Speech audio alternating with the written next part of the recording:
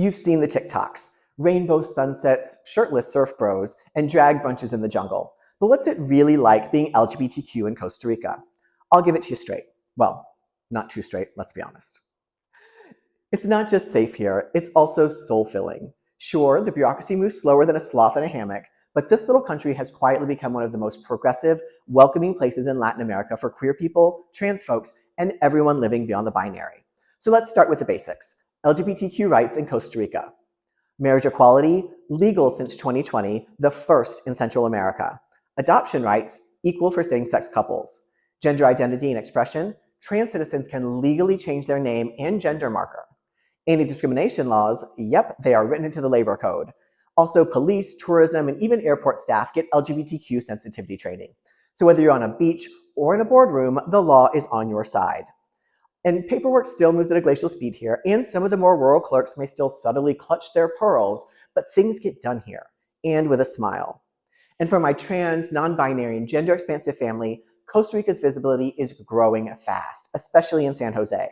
You'll find gender-neutral bathrooms, affirming doctors, and organizations like Transvida, Gender Freedom Costa Rica, and VIHDA Foundation offering real resources.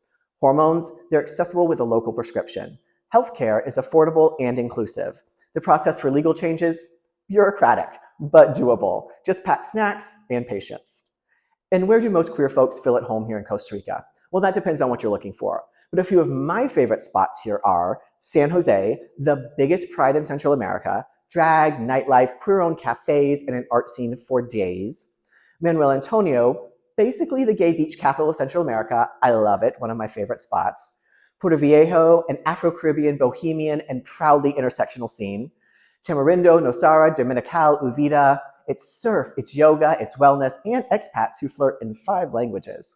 So wherever you go, there's a queer crew waiting to say Pura Vida. And healthcare here is surprisingly excellent. Clinica Biblica and Hospital Cima both have inclusive policies. And there's even a platform, Huli Health, where you can search for queer-affirming therapists by specialty, because mental health matters and so does belonging.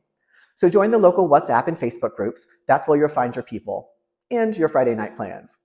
So look, Costa Rica isn't perfect, nowhere is. You may still get side eyes in some rural towns, and you'll still curse the slowness of a government office or two.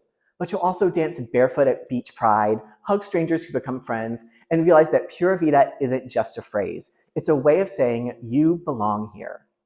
For the queer, trans, and beautifully in between, Costa Rica isn't a vacation, it's freedom. So subscribe for more Pura Vida Diaries, real stories about expat life, queer joy, and jungle chaos, and check the blog link below for every resource I've mentioned. Because paradise is real and it's got rainbow flags.